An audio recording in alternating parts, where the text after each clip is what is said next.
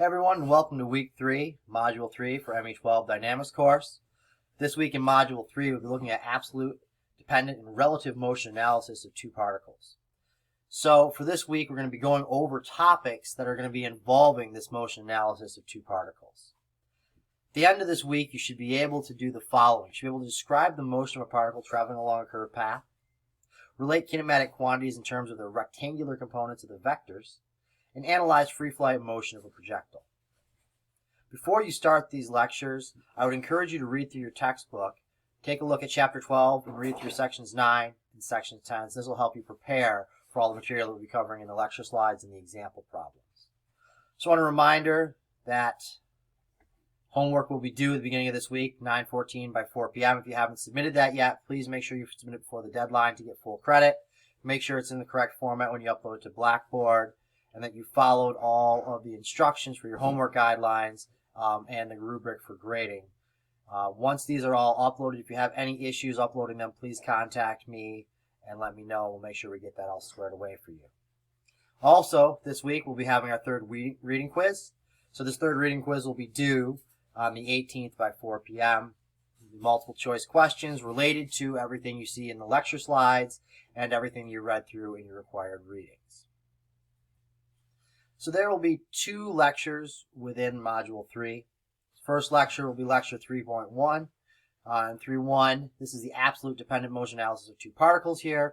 We want to relate the positions, velocities, and accelerations of particles undergoing dependent motion. So we'll go through the key equations related to this, understand how we can move from position to velocity to acceleration back the other way if we're given one and we're looking for the other. Activities. So things we're going to do, we'll go through a couple of key applications as you're looking through the lecture slides. Define what is dependent motion.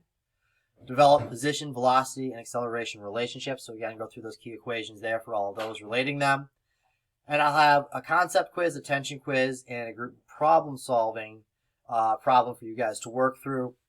I'll go through a couple of these in some video solutions. So you'll be able to watch me follow my path, my train of thought as I'm solving these. And I'll also upload the my hand solutions for the rest of them as well. And you will see some of these quizzes within your reading quiz for the week.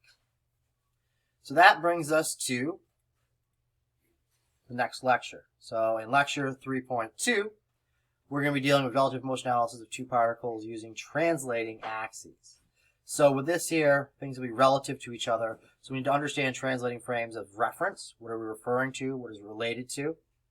And using translating frames for reference to analyze relative motion. So we're doing some relative motion analysis with this as well. Again, activities, don't forget to hand in your homework. In this case here, turn it in through Blackboard. Go through all your quizzes, again, through Blackboard as well. Make sure those are submitted on time.